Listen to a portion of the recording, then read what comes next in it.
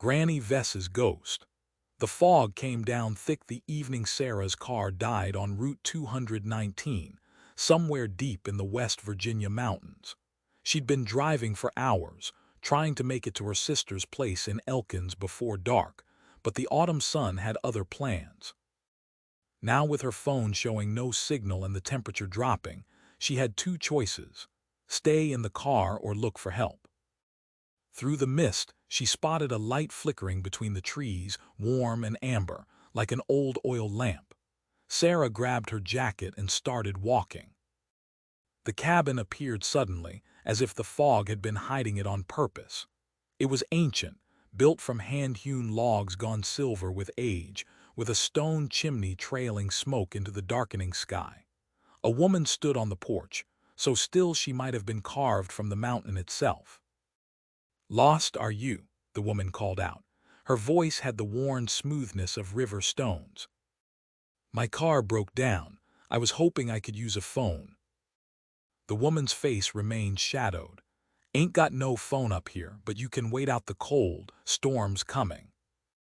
Inside, the cabin was spare but tidy. A rope bed in the corner, a table with two chairs, a fire crackling in the hearth. The woman moved like water, silent and fluid, pouring Sarah a cup of something hot that smelled of pine and honey. "Name's Granny Vess," she said, finally stepping into the firelight. Sarah's breath caught. The woman was old, impossibly old, with eyes like chips of mountain quartz and skin creased as bark. But it was her hands that made Sarah's stomach tighten. They were translucent in the firelight, almost see-through. "Drink," Granny Vess urged. "It'll keep the cold from your bones." Sarah sipped. The liquid warmed her from the inside out, but a creeping unease had taken root in her chest. She noticed things: the way the fire's light passed through Granny Vess when she moved a certain way, the fact that the old woman cast no shadow, the complete absence of any sound when she walked. "How long have you lived here?" Sarah asked, trying to keep her voice steady. "Long as these mountains have stood."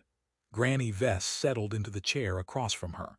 "Long as there's been folks needing shelter from the dark." "Are you?" Sarah couldn't finish the question. "Dead," the old woman smiled, revealing teeth like old piano keys. "Been that way since 1889. Froze to death in this very cabin, waiting for my son to come home from the mines. He never did come.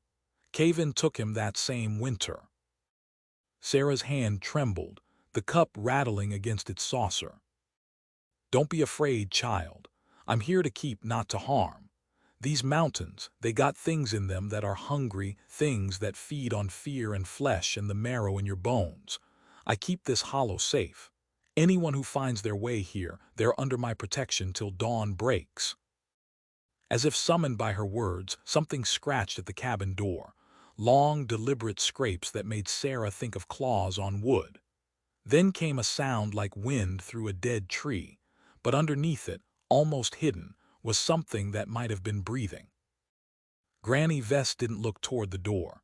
"It knows you're here. It's been following you since your car stopped, waiting for you to wander into the woods alone. But it can't cross my threshold. Nothing can." All night, things moved outside. Shadows that walked on too many legs, voices that called Sarah's name in her sister's voice, in her mother's voice, in her own voice. Each time, Granny Vess would hum an old tune, something that sounded like a hymn her grandmother might have sung, and the sounds would retreat back into the fog. When morning finally came, pale and cold, Granny Vess led Sarah to the door. "Your car will start now," she said. "Just follow the road down. Don't stop till you're clear of the hollow." "Will I see you again?" Sarah asked, though she wasn't sure she wanted to. The old woman smiled. "Only if you need me, and let's hope you don't."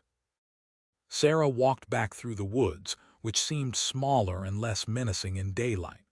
Her car sat where she'd left it, but when she turned the key, it started immediately, as if it had never been broken at all.